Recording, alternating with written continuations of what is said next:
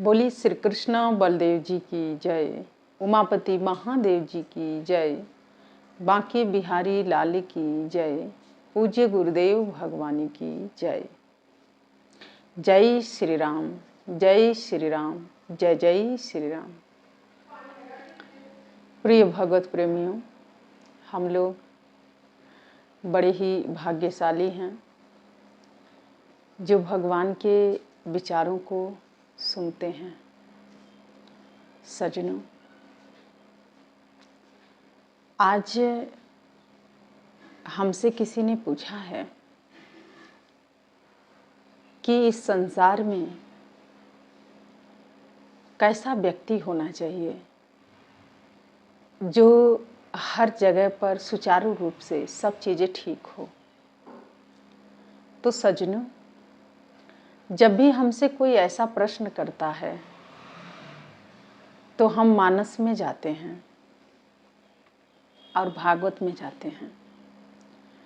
कहते हैं कि भगवान श्री राम जैसे आज तक कोई व्यक्ति संसार में नहीं आया और भगवान श्री कृष्ण जैसे एक राजनीतिज्ञ प्राणी इस संसार में नहीं आया। सज्जनों, कहते हैं कि जब कोई हाथी आपके घरों के रास्ते से गुजरती हुई जाती है तो जानते हैं कोई उसे गुड़ खिलाता है, कोई उसे फल खिलाता है, फल का मतलब केला सेब, कोई उसे बांस के पत्ता खिला देता है, पीपल का पत्ता खिला देता है और वो हाथी मस्त चाल में चलता हुआ वो हाथी उस रास्ते से जाता है। और कुछ लोग उस हाथी को देख के नतमस्तक हो जाते हैं, हाथ जोड़ लेते हैं और कहते हैं कि हमने आज गणेश जी को देख लिया, अर्थात विघ्नहर्ता का दर्शन हो गया। सज्जनों, पर वहीं पर कुछ आवारे कुत्ते होते हैं। आवारे कुत्ते जानते हैं ना किसे कहते हैं? जो बहुत भौंकते हैं उन्हें आवारा कुत्ता कहा जाता है। और जैसे वो हाथी जब गांव में या शहर में या कहीं भी जब वो प्रवेश करता है तो ये जो आवारे कुत्ते होते हैं ये कुछ दूरी पर खड़े होके बहुत भौंकते हैं और भौंकते हैं, एक दूसरे को देखते भी हैं कि वो भौंक रहा है कि नहीं। जब वो भौंकता है तो वो किसी और को देखता है, ये भी हमारे सुर में सुर मिला रहा है कि नहीं। सज्जनों, वो भौंकते हैं और उस हाथी आगे चल रहा है और कुत्ते 30 कदम 35 कदम 50 कदम की दूरी पे रहते हैं, पास नहीं आते हैं, भौंकते रहते हैं। लेकिन वो जो हाथी है वो पीछे मुड़ के नहीं देखता है, क्योंकि उस हाथी को कोई प्रणाम कर रहा है, कोई नतमस्तक हो रहा है, कोई उसे कुछ खिला रहा है, कोई उसे कुछ दे रहा है और वो हाथी सब कुछ सबका भेंट स्वीकार करते हुए उस मार्ग से निकलता है। लेकिन सज्जनों, ये जो आवारे कुत्ते हैं ये क्यों भौंकते हैं? जानते हैं क्यों? मैं आपको बता देती हूँ। क्योंकि ये उसकी ख्यातियां देख नहीं पाते हैं, उसकी जो यात्रा है उसको समझ नहीं पाते हैं। इसलिए जितने आवारे कुत्ते होते हैं वो ज़्यादा से ज़्यादा एक दूसरे को देख के भौंकते हैं और आपस में सुर मिला के भौंकते हैं। आप देखते होंगे 10 कुत्ते इकट्ठे हो जाते हैं, 5 हो जाते हैं, 4 होते हैं, एक उसमें भौंकेगा तो सब एक दूसरे के मुंह देखते हुए भौंकना आरंभ करते हैं। लेकिन वो जो हाथी है वो मस्त है, मस्त चाल में चल रहा है। कुत्ते को पता है अगर मैं इसके पास गया और कहीं इसके किसी 4 पैर के बीच में आ गया, किसी भी पैर के नीचे आया तो हड्डी पसली बचेगी नहीं और उसी समय प्राणों का अंत हो जाएगा। उसे ये भी पता है तो यही कारण है कि ये जितने आवारे कुत्ते हैं ये 50 कदम, 30 कदम, 40 कदम की दूरी पर खड़े होकर भौंकते हैं, क्योंकि उसकी ख्याति उनसे देखी नहीं जा रही है। जो उस हाथी को सम्मान मिल रहा है, तो ये जितने आवारे कुत्ते हैं जहां जहां भी हैं, ये सब एक सुर में खड़े होके भौंकना आरंभ करते हैं। और एक कोई भौंकता है तो जितनी दूर उसकी आवाज जाएगी, और जितने आवारे कुत्ते हैं या कुत्तियां हैं सब एक सुर में मिल जाएंगे। सब क का ज्ञान नहीं है, कुछ पता नहीं है। मैं तो ये भी कहूंगी कि ABCD का भी ज्ञान नहीं है, लेकिन सुर में सुर मिला के भौंकना जरूर है। सजनों, जो भौंक रहा है उसको यही तो नहीं पता कि मैं क्यों भौंक रहा हूं। एक ने भौंका है तो उसने देखा है तो वो भी भौंकने लग गया, उसने उसको देखा तो वो भौंकना आरंभ किया। पता नहीं है कि क्यों भौंक रहा हूं, पर भौंकना है। तो सजनों, उस हाथी को तो लोग प्रणाम कर रहे हैं, नतमस्तक हो रहे हैं, खिला रहे हैं, दे रहे हैं, उसकी तो ख्यातियां हैं, फैल रही हैं, लेकिन इन आवारों कुत्तों को कोई पूछ नहीं रहा है, आवारा कुत्तियों को कोई नहीं पूछ रहा है। और यही मकसद है भौंकने के, और कुछ मकसद नहीं है। तो सजनों, इसीलिए कोई कहता है हाथी चले बाजार तो कुत्ते कुतियां भौंके हजार। ये आज से नहीं, बहुत पहले से भौंकते आ रहे हैं और भौंक रहे हैं, लेकिन इनके भौंकने का असर क्या उस हाथी पर पड़ता है? नहीं। तो सजनों, इसीलिए भगवान जो श्री कृष्ण हैं, आज यही समझाना चाह रहे हैं कि आप एक पर आश्रित हो जाओ, एक पर विश्वास रखो। और हमारे हिंदू धर्म में यही सबसे बड़ी कमी है कि व्यक्ति आज एक पर विश्वास नहीं कर पाया, अनेक पर विश्वास करता है। सजनों, वो जो हाथी की जो मैंने बात की है, जब हाथी शहर से, गांव से, मार्ग से गुजरती है तो आवारी कुत्तियां और आवारे कुत्ते कितने भौंकते हैं, लेकिन उसने सुना नहीं। वो अपनी मस्त चाल पे चल रही है, हाथी जा रहा, मस्त चाल में जा रहा है। उसको पता है कि मेरा गंतव्य कहाँ है, मेरा लक्ष्य कहाँ है, मुझे वहां तक पहुंचना है। तो सजनों, यही जीवन है। अगर आपने इस जीवन में एक पर अगर विश्वास कर लिए तो फिर कहीं आपको देखने की जरूरत नहीं है। कोई कितना भी भौंके, आप सुनिए ही मत, हम तो सुनते ही नहीं हैं। कोई कितना भी भौंके, आवारा कुत्ता भौंके, आवारी कुत्तियां भौंकती हैं, हम लोग नहीं सुनते हैं, क्योंकि हमें पता है कि आज अगर हाथी मस्त चाल चल रहा है तो क्यों चल रहा है? क्योंकि वो अपने आप की क्षमता पर उसे विश्वास है, उसे अपने आप पर भरोसा है कि मैं ये रास्ता तय कर सकता हूं, इसलिए हाथी मस्त चाल में चल रहा है। लेकिन ये जितने कुत्ते और कुत्तियां हैं, ये क्यों सुर में सुर मिला के भौंक रहे हैं? क्योंकि इनको अपने रास्ते के क भी पता नहीं है, क का भी ज्ञान नहीं है, ABCD का भी ज्ञान नहीं है, लेकिन ये भौंक रहे हैं सुर में सुर मिला के। कहते हैं हमारे हिंदू धर्म में जब संध्या का समय होता है, सायंकाल होता है, तो एक नन्हा सा छोटा सा दीपक जलाया जाता है। उस दीपक के जलाने के पीछे के आश्रय क्या होता है जानते हैं?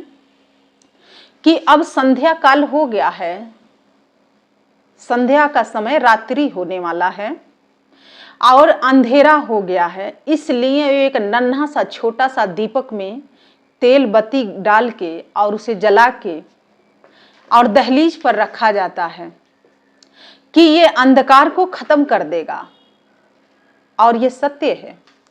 वो छोटा सा नन्हा सा दीपक हवा से जूझता है, लोगों से जूझता है, हर परिस्थिति से जूझता है, पर वो प्रकाश देता है, प्रकाश देना बंद नहीं करता है। लेकिन अंधेरा आता है पर वो अंधेरा हमेशा कायम नहीं रहता है। तो सज्जनों, कहने और समझाने का मात्र यही भाव है कि ये छोटा सा दीपक कहाँ जलाना है, बाहर नहीं। बाहर तो एक हमारे पूर्वजों ने एक परंपरा बनाई, संत ऋषि महर्षियों ने एक परंपरा बनाया कि संध्या के समय में दहलीज पर एक दीपक जला के रखना है। सज्जनों, जब वही दीपक एक छोटा सा दीपक है, लेकिन वो रोशनी प्रदान कर रहा है, अंधकार को दूर कर देता है, तो क्या आप अपने मन के अंदर दीपक जला लेंगे तो फिर इन आवारे कुत्तों को भौंकना आपके ऊपर प्रभाव पड़ेगा? नहीं। इसीलिए किसी ने बहुत सुंदर कहा है, जिंदगी के सफर करने वाले अपने मन के दिया तू जला ले। रात गहरी अंधेरी है, लेकिन फिर भी सफर तो तय करना ही है। तो सज्जनों, जिंदगी के सफर करने वाले अपने मन के दिया तू जला ले। कि हमारे हिंदू धर्म में यही विडंबना है कि एक पर विश्वास नहीं है, 50 पर लोग विश्वास करते हैं। अभी देखिए, भगवान एक है, लेकिन उसका रूप अनेक है। इस भगवान से मन की इच्छा पूर्ति नहीं हुई तो दूसरे भगवान के पास लोग पहुंच जाते हैं। उससे भी मन की तसल्ली नहीं मिली तो तीसरे भगवान के पास लोग चले जाते हैं। सज्जनों, जाओ, मना नहीं है, लेकिन आपकी निष्ठा, आपका विश्वास, आपकी श्रद्धा एक पर होना चाहिए। और ये बातें मैं इसलिए कह रही हूं क्योंकि जब भगवान इस संसार में आते हैं तो भगवान के साथ साथ शैतान भी आता है, और इन शैतानों से ही तो बचना है। जैसे भगवान आते हैं तो शैतान भी साथ आता है, वो कहता है कि चलो हम भी तुम्हारे पीछे आ रहे हैं। लेकिन शैतान उनके ऊपर हावी होता है जिनके अंदर नकारात्मकता वास करता है, जिनके अंदर नकारात्मक ऊर्जा होती है, जो नकारात्मक को जगह देते हैं, उनके ऊपर शैतान काम करता है। लेकिन जो भगवान पर विश्वास करते हैं, जिन्होंने भगवान को अपना समय दिया, दे रहे हैं, उन पर कभी शैतान का प्रभाव नहीं पड़ता है और उस शैतान का पर्दा फांस हो जाता है। तो सज्जनों, इसीलिए हमारे हिंदू धर्म में ये बड़ी गड़बड़ी है, बड़ा विडंबना है कि लोग एक पर विश्वास नहीं करते हैं, अनेक पर करते हैं। लेकिन सज्जनों, वो अनेक एक ही है। आप जिसे भी, किसी को भी एक रूप में मान रहे हो तो उसी को मानो। बार बार अपना मन मत बदलो उन कुत्तों की तरह। इसीलिए आप जिसे भी मानते हो, अब बहुत से लोग हैं ठाकुर जी की बड़ी श्रद्धा भक्ति रखते हैं, भोग लगाते हैं, पूजा करते हैं, नहलाते धुलाते हैं। ठाकुर जी का मतलब कान्हा जी की भक्ति करते हैं। तब तक बीच में किसी और के लग जाएंगे, उसके बाद किसी और में लग जाएंगे। कहते हैं ठाकुर मैं शरण आई, कि हे ठाकुर जी, हम आपके शरण में आ गए हैं, अब इस जीवन के नैया के पार तो आप ही लगाएंगे। अच्छा बुरा जो भी है ये आप जानते हैं। सज्जनों, इसीलिए कहते हैं कि ठाकुर मैं शरण आई, कि हे ठाकुर मैं तेरे शरण में आया हूं। अब ये मन नहीं बदलेगा, लेकिन सज्जनों ये वो कहेगा, ये जो कुत्ते होंगे, कुत्तियां होंगी, इनके तो मन बदलते रहते हैं, सोच बदलते रहते हैं, जैसे कुछ देखेंगे लपक के भौंकते हैं। तो सज्जनों, वो हाथी है, मस्त चाल चल रहा है। उसको पता है कि मैंने सिर्फ ठाकुर पर विश्वास किया है, नारायण पर विश्वास किया है, और मेरा विश्वास अटूट है। और कहते हैं कि भगवान श्री कृष्ण जगत गुरु हैं। जगत गुरु कहते हैं उनको, योग में स्थित हैं, योगेश्वर हैं। सज्जनों, योग की बातें कर लेना, साधना की बात कर लेना, सुमिरन की बात कर लेने से क्या होगा? मन के अंदर तो गंदगी भरी हुई है, मन के अंदर तो दुष्ट प्रवृत्तियां भरी हुई हैं, मन तो शैतान बन का विचरण कर रहा है, वासना में व्यक्ति रात दिन लगा हुआ है। वो भगवान श्री कृष्ण जैसे गुरु भी बना लेगा तब भी उसको कोई फर्क नहीं पड़ेगा। ठाकुर मैं शरण आई, जब तक उस ठाकुर के शरण को स्वीकार नहीं करोगे तब तक ये मन की बुरी प्रवृत्तियां लुप्त होने वाली नहीं हैं। चाहे आप कहीं भी नाक रगड़ते रहो, कहीं भी कुछ करते रहो। सजनों, मैं अपने जीवन का आज अनुभव बता रही हूँ। मैंने सिर्फ एक पर विश्वास किया। मैं कहीं भी जाती हूँ, मैं उसी ठाकुर को देखती हूँ, नारायण को देखती हूँ, भगवान श्री कृष्ण को देखती हूँ, क्योंकि वो जगत गुरु हैं, योगेश्वर हैं, योग में स्थित होते हैं। हम तो, हमारा तो शीश भी झुकता है तो उनको देख के झुकता है, उनको सोच के झुकता है। सजनों, इसीलिए ठाकुर मैं शरण आई कि हे ठाकुर मैं तेरे शरण में आया हूँ, तेरी वंदन कर रहा हूँ, तेरी पूजा कर रहा हूँ, मुझे और किसी की जरूरत नहीं है, मुझे किसी का परवाह नहीं है। तो सजनों, भगवान आएंगे तो शैतान भी आएगा साथ साथ। इसीलिए इन शैतानों से आप कैसे बचेंगे? ठाकुर मैं शरण आई कि आप अपनी मंजिल, अपना रास्ता स्वयं तय करो, क्योंकि आज जो भी आया है, कहते हैं आज के प्राणी, आज का इंसान दुखी क्यों है? क्योंकि वो आज में जीना नहीं जानता है। कहते हैं कि एक बार एक महात्मा थे, रास्ते से गुजर रहे थे तो किसी ने पूछा, अरे महात्मा जी आइए बैठिए, हमें कुछ उपदेश सुना दीजिए, हम लोग बड़ी दुखी हैं, बहुत परेशान हैं, बहुत हताश हैं, बहुत निराश हैं। तो महात्मा जी ने कहा कि ये दुख इसलिए है क्योंकि आप कल में जी रहे हैं, आज में इसी क्षण में जीना स्वीकार कर लीजिए। क्योंकि जब आज इस क्षण में जिएंगे, आज में जिएंगे, तो ये दुख, भय, कलेश, कलह आएगा ही नहीं जीवन में।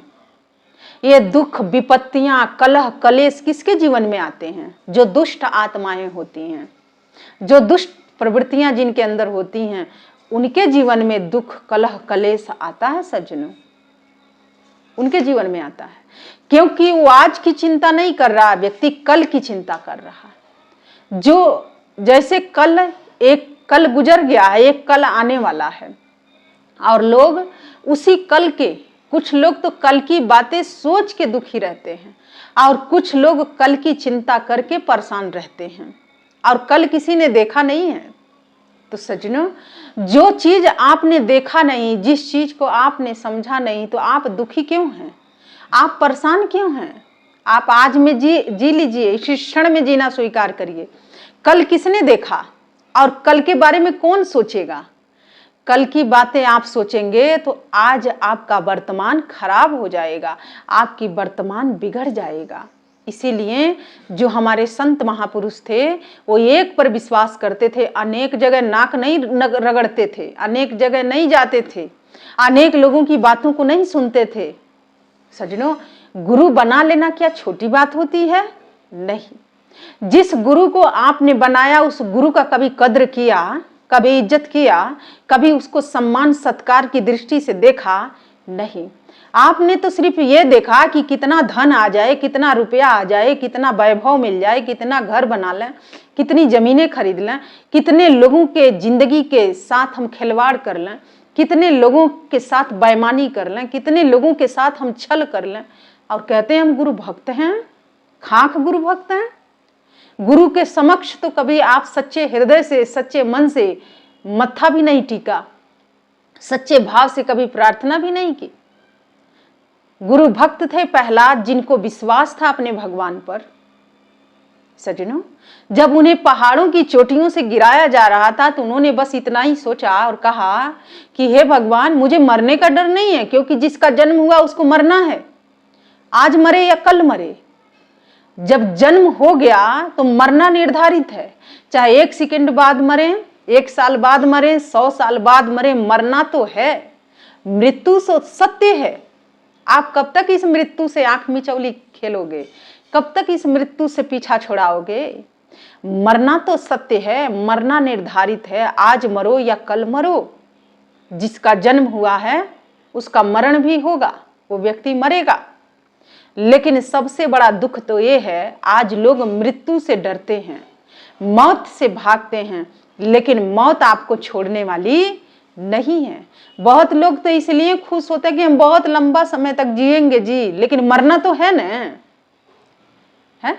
हिरण्यकश्यपु का भी यही भ्रम था कि मैं अजर अमर हूं, मैं मरूंगा नहीं, लेकिन मर गया। तो सजनों, जिसका जन्म हो गया है, 1 सेकंड में भी मर सकता है, 1 साल में भी मरेगा, 100 साल में भी मरेगा। मरना है उसको, मौत निर्धारित है, इससे कोई बच नहीं सकता है। लेकिन इस जन्म को सार्थक कैसे करोगे? प्रहलाद जी ने कहा कि हे प्रभु, मुझे मौत से डर नहीं है, लेकिन मुझे ये चिंता हो रही है कि आपके नाम पर कलंक लग जाएगा, क्योंकि मैंने तो सिर्फ आप पर विश्वास किया है। और उसी समय भगवान श्री हरि ने दोनों भुजा फैला के आके उसे रोक लिए, अपनी गोद में ले लिए और कहे कि प्रहलाद, जो मुझ पर विश्वास करता उसकी नैया कभी डूबती नहीं है, डूबते हुए को मैं उभार देता हूं। तो इसीलिए सजनों, जिंदगी के सफर करने वाले अपने मन के दिया तू जला ले। लोग दूसरों को दिया जलाने में लगे हैं, दूसरों को समझाने में लगे हैं, दूसरों को बताने में लगे हैं, दूसरों को सिखाने में लगे हैं, और अपने मन अंदर खुद ही अंधकार करके बैठे हैं। तो सजनों, इससे कुछ नहीं होगा। इसीलिए हाथी चले बाजार तो कुत्ते भौंके हजार, पर हाथी अपने लक्ष्य पर निर्धारित होती है, इन आवारों कुत्तों और कुत्तियों पर ध्यान नहीं देती है, इनके सुर को नहीं सुनती है कि ये सुर में विलाप कर रहे हैं, भौंक रहे हैं, बड़ा प्रलाप कर रहे हैं।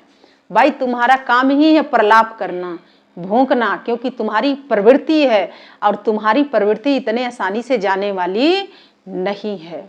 इसीलिए हाथी मस्त चाल चलता है, वो परवाह नहीं करता, और उसकी ख्यातियां बढ़ती जाती हैं, पर इन आवारों कुत्तों से देखा नहीं जाता है, आवारों कुत्तियों से देखा नहीं जाता है। तो सजनों, इसीलिए EBCD का ज्ञान नहीं है, लेकिन ये लोग दूसरों को उपदेश बहुत ज्यादा देते हैं। तो इसीलिए सजनों, योग क्या है, ध्यान क्या है, साधना क्या है, सीखो, पहले समझो। इन आवारों कुत्तों और कुत्तियों की तरह भौंकने की जरूरत नहीं है, जहां हो यूं ठंडे रहो, क्योंकि ज्यादा भौंकोगे तो सेहत के लिए ठीक नहीं होगा भौंकना। इसीलिए हाथी शांत रहता है, चुप रहता है, क्योंकि वो जानता है मुझे अपनी मंजिल तक पहुंचना है और मैं पहुंच जाऊंगा। तो यही कुछ भाव था जो मैं आपके समक्ष लेके आई थी। जिंदगी के सफर करने वाले अपने मन के दिया तू जला ले, किसी और को से जलवाने की जरूरत नहीं है, आपको स्वयं जलाना पड़ेगा। तो इसीलिए सज्जनों, आइए भगवान के चरणों में नतमस्तक होते हैं, भगवान श्री कृष्ण से प्रार्थना करते हैं कि सबके जीवन में ठाकुर आए, सब जीव ठाकुर के शरण में जाएं। ठाकुर मैं शरण आई, कि हे ठाकुर, मैं तेरे शरण में आ गया हूं। तो आइए बोलिए श्री कृष्ण बलदेव जी की जय, उमापति महादेव जी की जय, पूज्य गुरुदेव भगवान की जय, योगेश्वर भगवान श्री कृष्ण की जय। जय श्री राम, जय श्री राम, जय जय श्री राम। धन्यवाद।